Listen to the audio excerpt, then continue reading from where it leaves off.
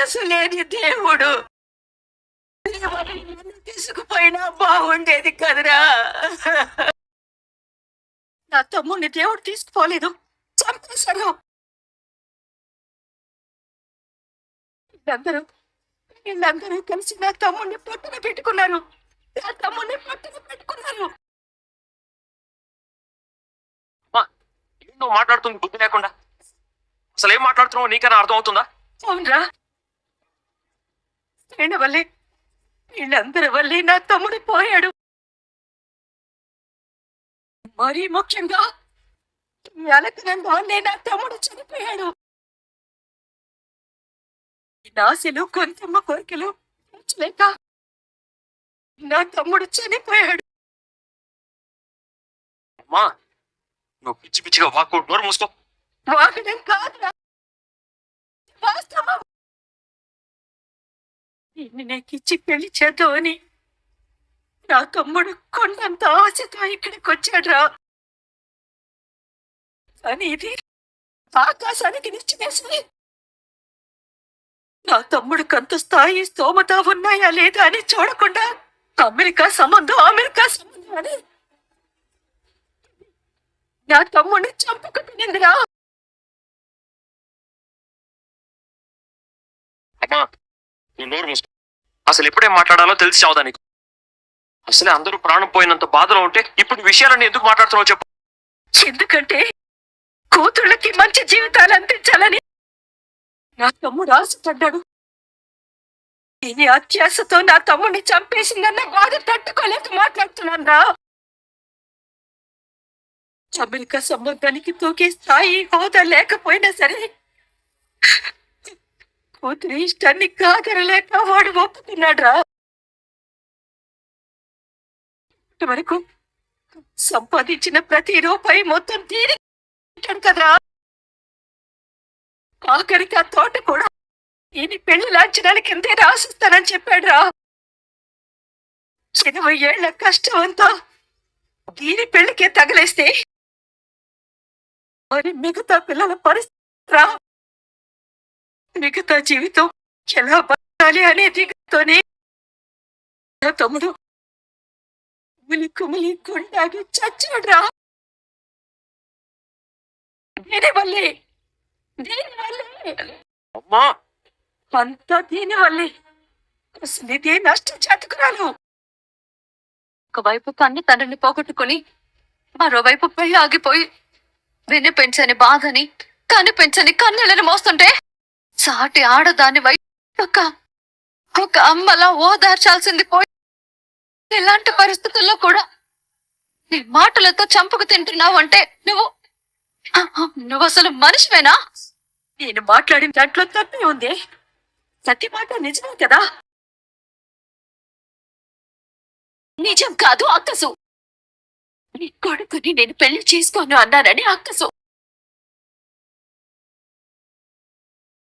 ఆ కడుపు మంటతోనే మా నాన్న పోయారన్న బాధలో ఉన్నామని కూడా చూడకుండా మమ్మల్ని ఇంత ఏడిపించడానికి వచ్చావు.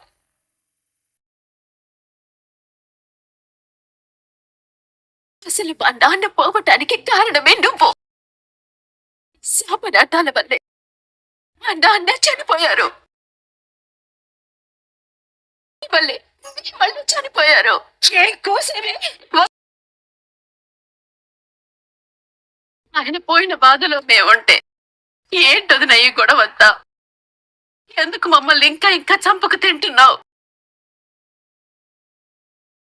వయసులో పెద్దదానివి, మా నాన్నకి అక్కవి అని ఒక్క కారణంతో ఇప్పటిదాకా నువ్వేం మాట్లాడినా సహిస్తూ వచ్చాను. ఇంకొక్క మాట నీ నోట్లో నుంచి వచ్చింది అంటే నువ్వు ఎవరు అనే విషయం కూడా నేను మర్చిపోతాను. ఇంతకీ నువ్వు అనేదేంటి? నన్ను కొడతావా? శాంతి, ఏంటి బుద్ధి లేకుండా? ఇక్కడున్న పరిస్థితి ఏమిటి? నువ్వు చేస్తున్నదేమిటి? ఎవరు మూసుకుని వెళ్ళవే. తీసుకెళ్ళరా దాన్ని.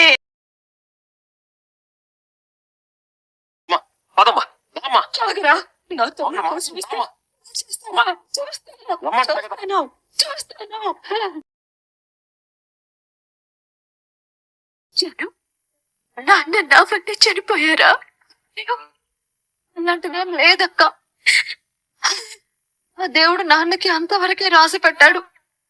నువ్వు బాధపడకు. అయినా నాన్న ఎక్కడికి పోలేదు. మనసోటే మనలోనే ఉన్నారు. అమ్మా.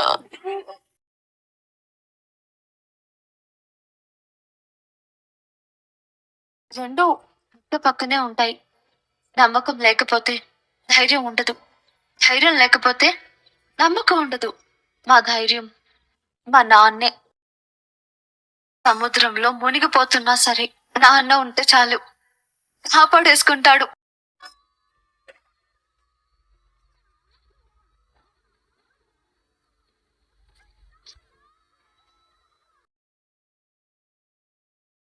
జాను, నీకు ఇలా నడుతుందమ్మా. మరి ఈ నాన్న కోసం అడవచ్చే చెప్పు. మరి ఈ నాన్న కోసం అడవచ్చే చెప్పు.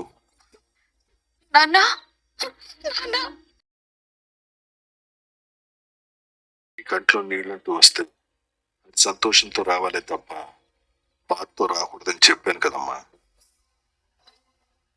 నువ్వు ఏడిస్తే నేను తట్టుకోలేనని నీకు తెలుసు కదా. మరి నువ్వు ఏడ్చి నాన్నని బాధ పెట్టొచ్చా చెప్పు. నువ్వు మాటిచ్చి తప్పచ్చా చెప్పు. ఈసారి దుబాయ్కి వెళ్ళొచ్చిన తర్వాత ఇంకా వెళ్ళనని చెప్పావు, మాతోనే ఉంటాను అని చెప్పావు. నాకు దూరమైన ప్రేమని చెప్తాను అని చెప్పావు. కోల్పోయిన మా జ్ఞాపకాలన్నీ నీ గుండెల నిండా పెట్టుకుంటాను అని చెప్పావు. లో పెద్ద ఇల్లు కట్టుకుని అందరం అక్కడే ఆనందంగా ఉందాము అని చెప్పావు. మా అందరి పెళ్లిళ్ళు కళ్ళారా చూస్తాను అని చెప్పావు. మా పిల్లలతో ఆడుకుంటాను అని చెప్పావు. మరి మమ్మల్ని నువ్వు ఇలా మోసం చేసి వెళ్ళొచ్చా? మమ్మల్ని మధ్యలోనే వదిలేసి వెళ్ళొచ్చా చెప్పు. వెళ్ళొచ్చా చెప్పు. వెళ్ళొచ్చా? నేనంతకాలం బతికే బాధని నువ్వు మాకు మిగిల్చి వెళ్ళొచ్చా? అసలు అసలు నువ్వు లేకుండా మేమెలా బతకగలం నాన్న? నువ్వు మాతో లేవనే చేదు నిజాన్ని మేమెలా తట్టుకోగలం నాన్న? పిచ్చితల్లి, మిమ్మల్ని వదిలేసి నేను ఎక్కడికి వెళ్తాను?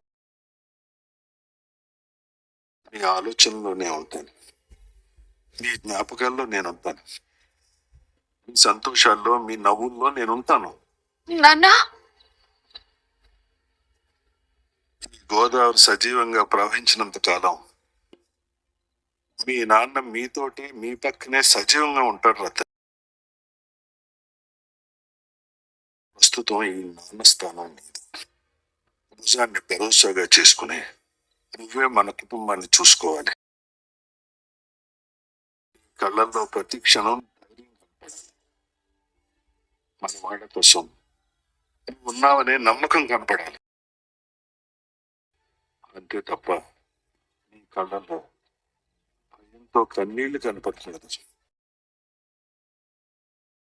అమ్మ నాన్నమ్మని, అక్కని చెల్లెళ్ళని నువ్వే చూసుకోవాలి. చెల్లెళ్ళ విషయంలో ఈ తండ్రి బాధ్యతలన్నీ నువ్వే నెరవేర్చాలి.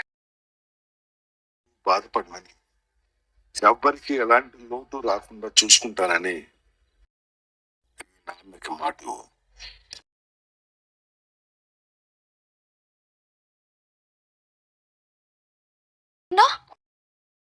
నాన్న, నాన్న, నాన్న.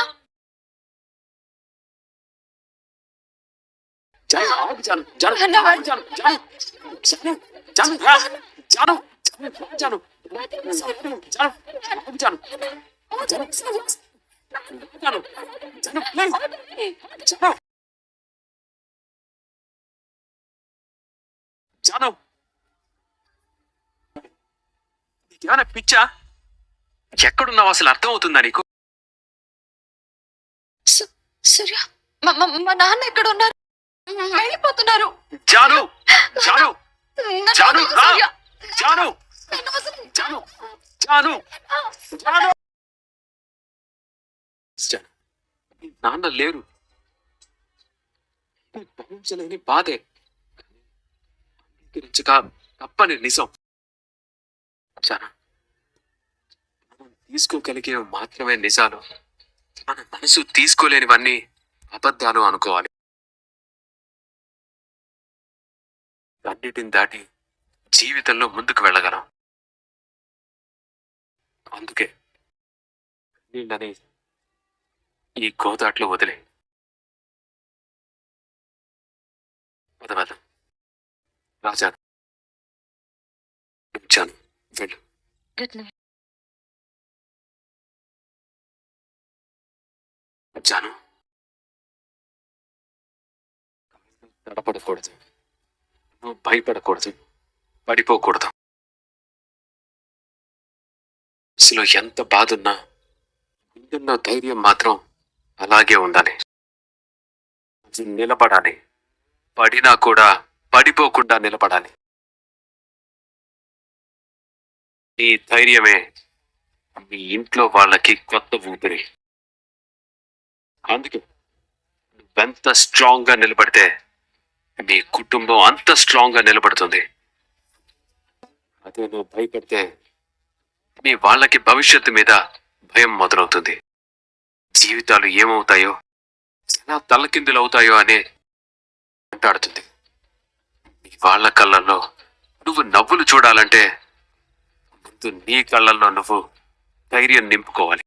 చూడు జాను, ఏ కుటుంబంలోనైనా ఇంటికి ఆధారమైన పెద్ద దిక్కు లేనప్పుడు ఆ బాధ్యతని ఓ ఆడపిల్ల భుజాన వేసుకుంటూ చాలా బలంగా నిలబడుతుంది, పోరాడుతుంది, ఆ కుటుంబాన్ని నిలబెడుతుంది. మా అమ్మ విషయంలో చూశాను నేను. నువ్వు కూడా బలంగా నిలబడగలవు, పోరాడి మీ కుటుంబాన్ని నిలబెట్టగలవు. నా నమ్మకం ఉంది.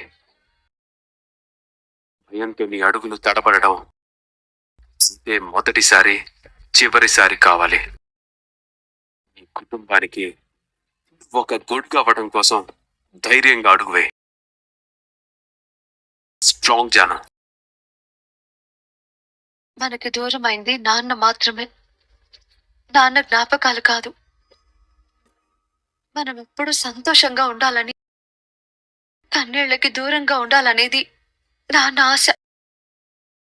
నాన్న లేకపోయినా ఆయన ఇష్టాన్ని బతకనిద్దామమ్మా.